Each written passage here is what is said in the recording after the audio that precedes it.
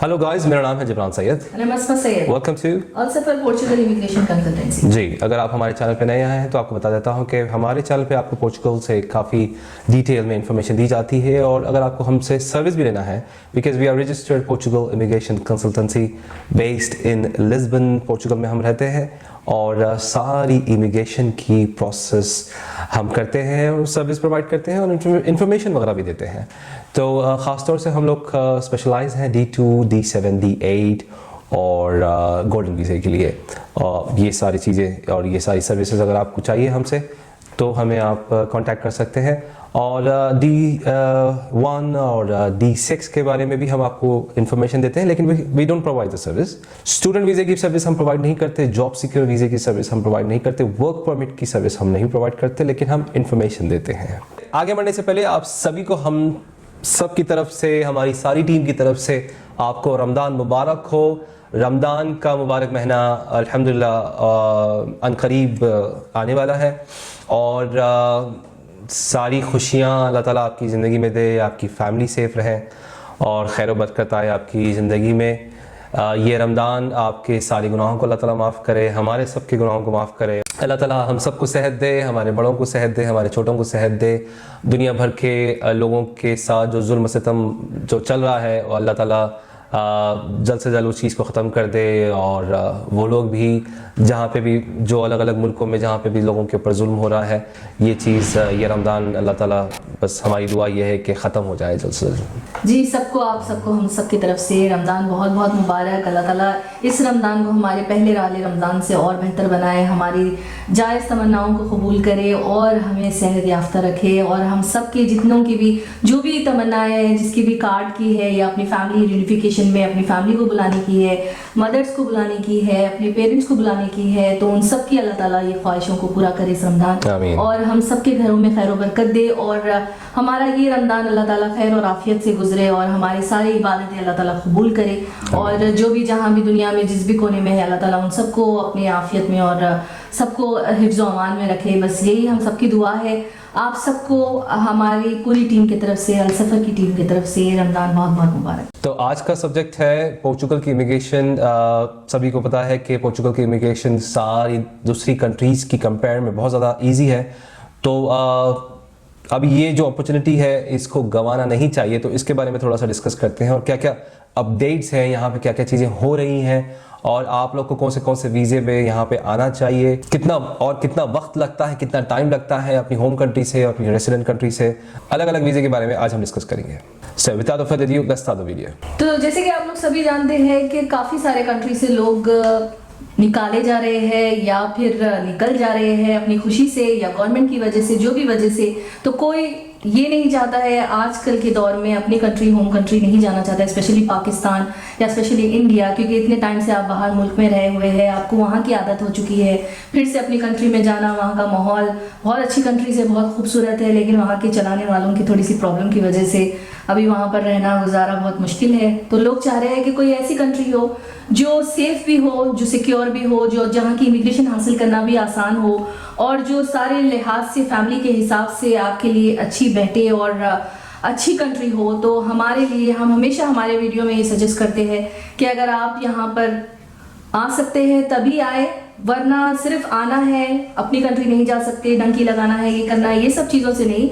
वाकई में आपके पास जेन्युइनली आपके पास यहाँ पर सर्वाइव होने के लिए कोई प्लान है, यहाँ पर बिजनेस का कोई प्लान है, या फिर आपके पास अपनी होम कंट्री से या फिर आप कोई भी कंट्री से नोमैड है, वहाँ पर आप कमा रहे हैं, यहाँ पर सेटल हो सकते हैं, तो ऐसे वाले जो लोग हैं उनके लिए हम ये वीडियोस बनाते हैं। जी, स्पेशली आप अगर फैमिली वाले लोग हैं और वेल ऑफ है और अफोर्ड कर सकते हैं, खर्चा उठा सकते हैं, आपके पास सेविंग्स हैं, आप अपना काम वहाँ पे भी कर सकते हैं, यहाँ पे भी कर सकते हैं, यहाँ पे आके बिजनेस भी खोल सकते हैं, ये वो लोगों के लिए है। ऐसा नहीं कि आपके पास पैसे नहीं है, आप सिर्फ पोर्चुगल नहीं, दुनिया में कोई भी कंट्री आप जा नहीं सकते अगर आपके पास सेविंग्स नहीं है, आपके पास कोई बैकअप प्लान नहीं है, या फिर कुछ आपके पास से एक इनकम कहीं से आ रही है, आपकी रेंट्स की, या फिर आपने कहीं बिजनेस वगैरह लगाया है, वो सब चीज़ें अगर आ रही हैं तो आप निकल सकते हैं। आपके पास ये सब कुछ नहीं है तो डेफिनेटली आपको पोर्चुगल या क्या दुनिया में कहीं पे भी नहीं जाना चाहिए। अच्छा, अभी देखिए, आप सभी को पता है कि पाकिस्तानी नेशनल्स के लिए यूएई में तो ऑलरेडी नए वर्कर्स के लिए जॉब वीज़ाज जो है लगना कम्प्लीटली बंद हो गए हैं, वर्कर्स के लिए कम्प्लीटली बंद हो गया है। यूएई स्टार्ट हुआ, अभी कई सारी दूसरी जीसीसी कंट्रीज़ भी यही काम करेगी, ऑलरेडी काफ़ी टाइम से हो ही रहा था। अभी पाकिस्तान आया है, दूसरा फिर इंडिया आएगा, फिर आहिस्ता आहिस्ता बांग्लादेश आएगा। इससे पहले बांग्लादेश ऑलरेडी ब्लैक लिस्ट में था। बांग्लादेश के वर्कर्स जो है जीसीसी में वीज़ाज नहीं लगा सकते, जो थे बस वो है, नए लोगों की वीज़ाज का इशू था। कुछ टाइम पहले से ही ये चीज़ें चल रही है। अभी पाकिस्तान का आ गया है, तो पाकिस्तान के लोग जैसे अल्हम्दुलिल्लाह यूएई में बहुत ज़्यादा खुशी से रहते हैं, जीसीसी में बहुत ज़्यादा खुशी से रहते हैं, लेकिन एट दी एंड चाहे वो वहाँ पे पैदा हुए या फिर उनके बच्चे भी वहाँ पे अगर पैदा हुए, जैसा हमारा केस है, इवेंचुअली जब आपका बिजनेस खत्म हो जाए या जॉब खत्म हो जाए, वीज़ा खत्म हो जाए, eventually you have to move, you have to leave GCC. चाहे आप वहाँ पे गवर्नमेंट सर्वेंट भी हो, जैसे मैं गवर्नमेंट सर्वेंट था, मैं भी एक जीसीसी में दुबई में एक गवर्नमेंट कंपनी के लिए काम करता था, बट लेकिन इवेंचुअली जब मैंने जॉब छोड़ी तो फिर वीज़ा ख़त्म हुआ, फिर वहाँ से जाना होता है। चलो अल्हम्दुलिल्लाह मेरा तो बिज़नेस भी है, तो बिज़नेस वीज़ा भी है मेरा, तो हम तो रुक सकते हैं, लेकिन आपके लिए हमेशा के लिए नहीं है जीसीसी। तो वो दूसरी कंट्रीज़ हैं, कनाडा, यूएस, ऑस्ट्रेलिया, ये सारे स्पेशली रेसिज्म में बहुत ज़्यादा नंबर 1 पे है, महंगाई में बहुत ज़्यादा नंबर 1 पे है। अभी तो वो बहुत ज़्यादा स्ट्रिक्ट हो रहा है। अब यूएस नया लेके आया है 5 मिलियन वाला, तो 5 मिलियन वो लोगों के लिए, वो इंडियंस के लिए है जो कि मालदार इंडियंस हैं और मालदार पाकिस्तानीज हैं, तो वो लोगों के लिए, हर किसी के लिए नहीं है। तो उतना अमाउंट, उतना खर्चा नहीं करना है। आपके पास एक अच्छी सी सेविंग हो और अब आपके पास एक अच्छा सा कुछ बिजनेस चल रहा है आपकी होम कंट्री में या फिर रेसिडेंट कंट्री में चल रहा है, आप लोगों के लिए पोर्चुगल है। आप अपनी फैमिली के साथ आप आ सकते हैं, D2 पे आइए, D2 पे आके आप अपना बिजनेस शुरू करिए।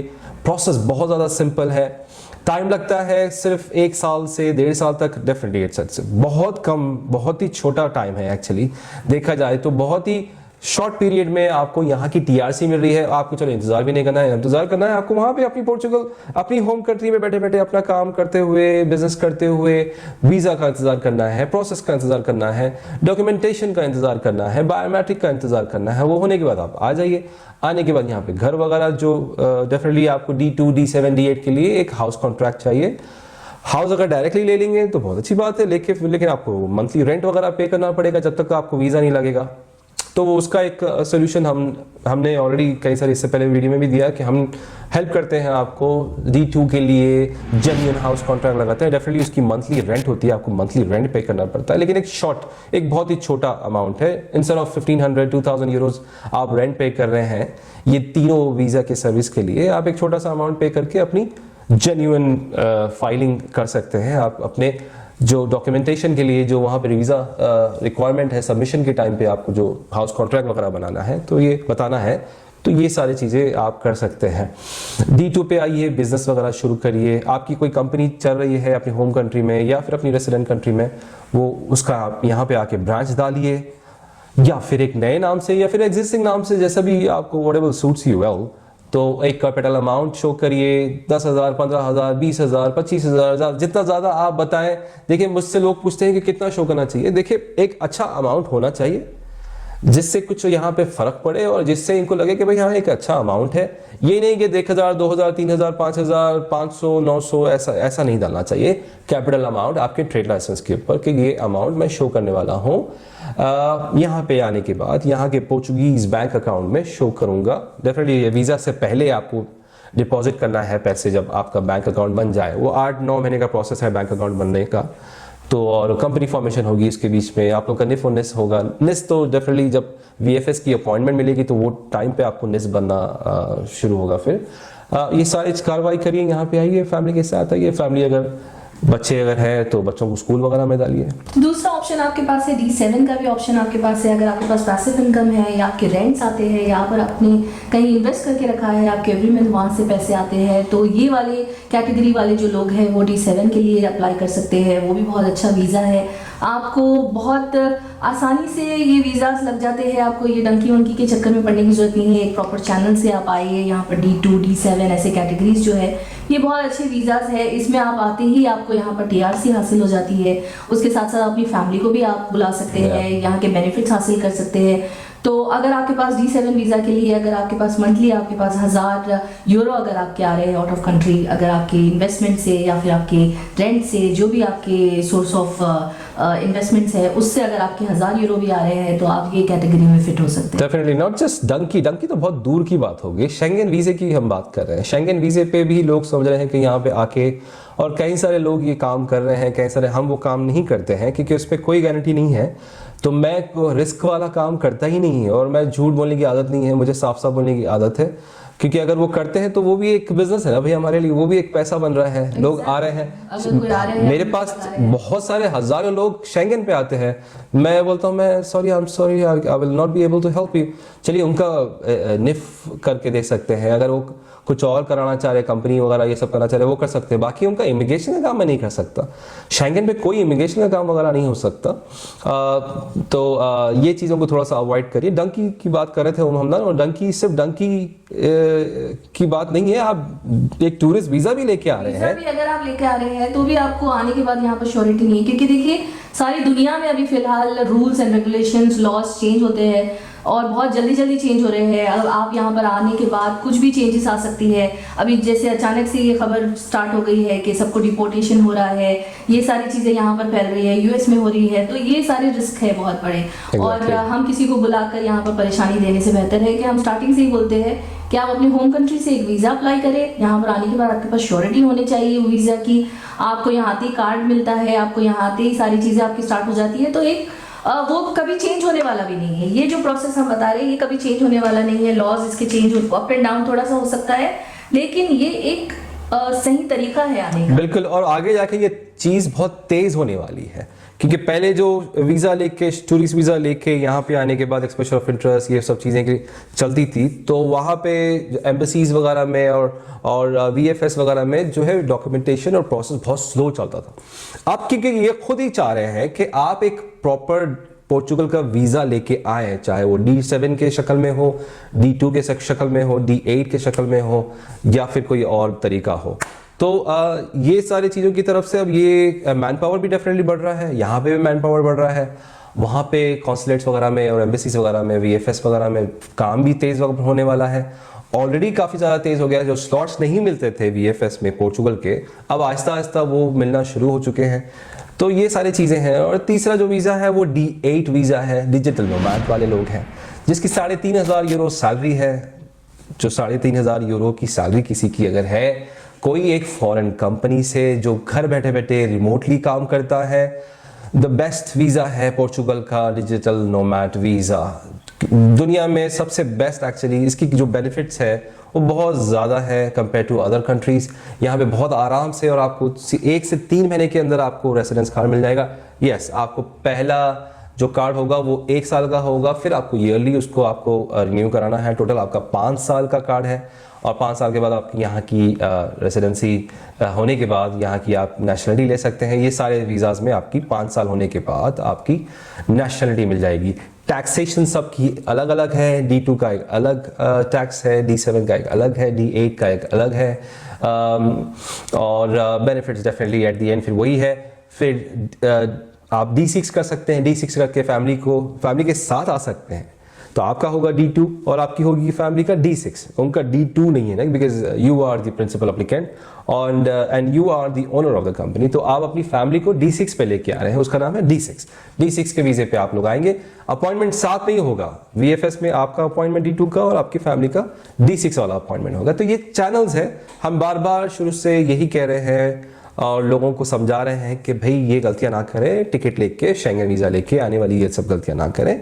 और आ भी रहे हैं तो आप अगर वेल ऑफ है, अच्छी खासी आपकी कहीं सैलरी थी, अच्छा खासा आपका बिजनेस चल रहा है और अच्छा खासा आपके पास सेविंग है, तो आप पोर्चुगल का रुख करें, नहीं तो मत आइए। पोर्चुगल डेफिनेटली आपके लिए नहीं है। आप आके यहाँ पे परेशान हो जाएंगे, अकेले भी आएंगे तो परेशान हो जाएंगे, फैमिली के साथ तो आके तो और भी ज़्यादा परेशान हो जाएंगे। तो उम्मीद करता हूँ कि आपको हमारी बातें समझ में आई हैं और अमल करिए चीज़ों पे जो हम समझा रहे हैं। हमारा इसमें कोई फ़ायदा नहीं है, आपके फ़ायदे के लिए हम आपको ये बात बता रहे हैं कि आपको कोई परेशानी ना हो। तो ये रीज़न से हम आपको सजेस्ट कर रहे हैं और नसीहत दे रहे हैं कि डायरेक्ट आप पोर्चुगल के वीज़े पे आइए, और थोड़ी सेविंग वगैरह रख के आइए। उम्मीद करता हूँ कि बातें पसंद आई है तो इसे लाइक करें, शेयर करें, सब्सक्राइब करें और ये वीडियो को उन तक पहुँचाइए जो कि पोर्चुगल आना चाह रहे हैं, पोर्चुगल की इमिग्रेशन लेना चाह रहे हैं और यहाँ पे अपनी फैमिली के साथ एक सुकून की ज़िंदगी यहाँ पे बिताना चाह रहे हैं। तो मेरा नाम है Jibran Syed. And I'm Asma Sayed. Peace be upon you. Peace be upon you all.